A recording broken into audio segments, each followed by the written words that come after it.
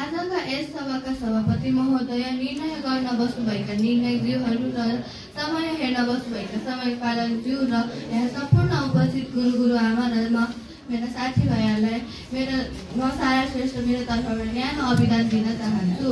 आजका यस सभाका सभापति, आजका यस वक्तृत्व कलामा म युवा र देशभक्तिको बारेमा केही भन्न चाहन्छु।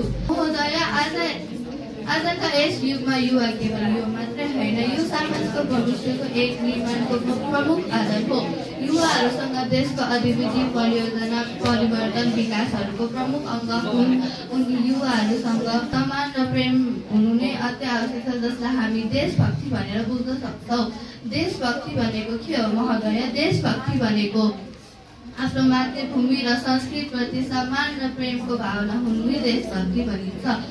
तर आजकलका युवाहरू अहिले विदेश पलायन भएका छन्। त्यस्तो गर्नु नराम्रो त होइन, तर विदेशमै बस्नु र आफ्नो मातृभूमिलाई बिर्सिनु त्यो नराम्रो हो।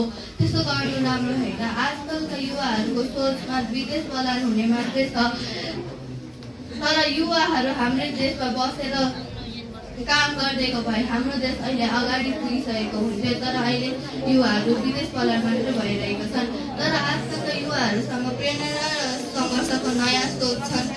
त्यही कारणले युवाहरू राम्रो। अब युवा भनेको के हो त महोदय? युवा भनेको 16 वर्ष पुगेको र 40 वर्ष नपुगेकोलाई हामी युवा भन्छौँ, अथवा बालपनले छोडेको र बुढापनले नछोडेकोलाई हामी युवा भन्छौँ। अब महोदय, उदाहरणका लागि हेरौँ, अस्ति भदौ 23 गते भएको जेनजी आन्दोलनमा सबै युवाहरू नै थिए। त्यही युवाहरूले हाम्रो राजनीतिकलाई परिवर्तन गरिदिए। युवाहरूले गर्न सक्ने भए जे नि गर्न सक्छ। इतिहासका पन्ना पल्टाएर हेर्ने हो भने महोदय, युवाहरूले पहिला हाम्रो देशलाई धेरै रक्षा गरेका छन्।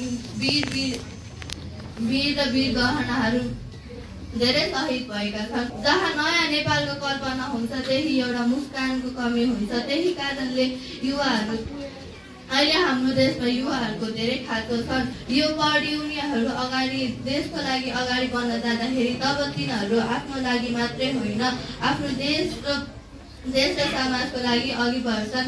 अन्त्यमा म के भन्न चाहन्छु भने हाम्रो देशमा युवाहरूको खाँचो छ र युवाहरूले भने शब्दहरूमा स्पिच मात्रै गर्दैन, यो प्रकट गरेर देखाउँछ। धन्यवाद।